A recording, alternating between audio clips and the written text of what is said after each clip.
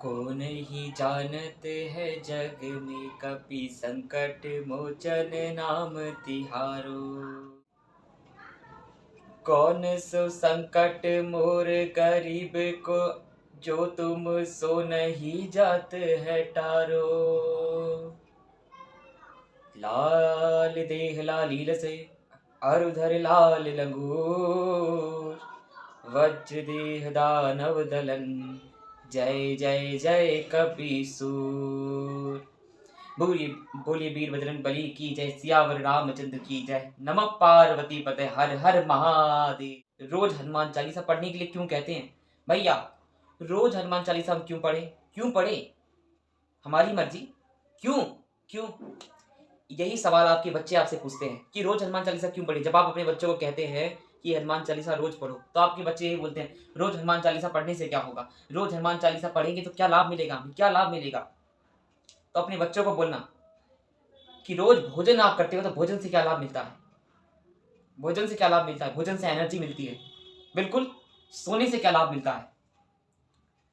आपकी काम करने की शक्ति बढ़ती है। आप जब सो के उठते हो तो आपकी एक ऊर्जा संचालित होकर एक नए काम को करने के लिए आपको जुनून पैदा होता है। आपका शरीर स्वस्थ रहता है। अगर आप सोते हो, भोजन करते हो, इत्यादि इत्यादि क्रिया करते हो, वह आपके शरीर की नीड है। तो भैया, हनुमान चालीसा भी आपकी शरीर की नीड है, और वो नीड पूर्ति नहीं होती, इसीलिए आप कुसंगति में चले जाते हो, इसीलिए आप डिप्रेशन में चले जाते हो, इसीलिए तुम लोग गलत कदम तक उठा लेते हो, इलू इलू में पड़ जाते हो, गलत गलत चीजों संगति में पड़ जाते हो। भैया, हनुमान चालीसा पढ़ोगे तब जानोगे what is the power of Hanuman Chalisa.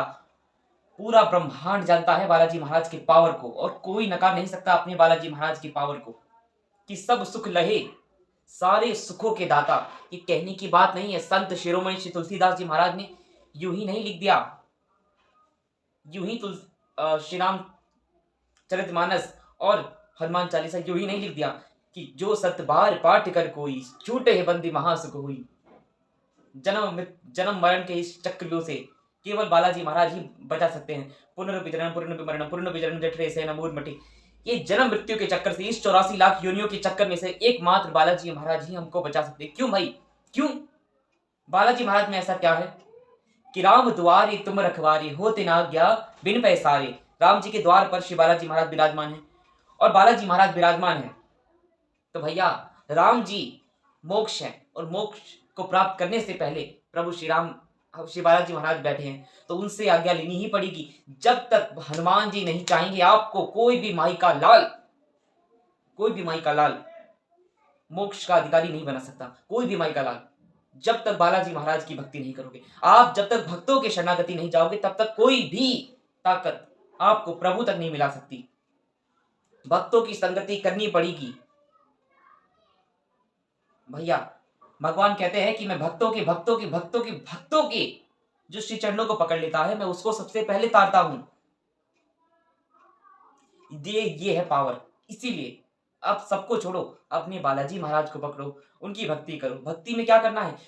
दिया धूपबत्ती इत्यादि इत्यादि इत्यादि पूरे दिन बैठे रहो? नहीं भैया, पूरे दिन कौन बैठने के लिए बोल रहा है? मात्र 2 से 3 मिनट, मात्र 2 से 3 मिनट, और 5 मिनट केवल अपने धर्म के लिए, अपने लिए।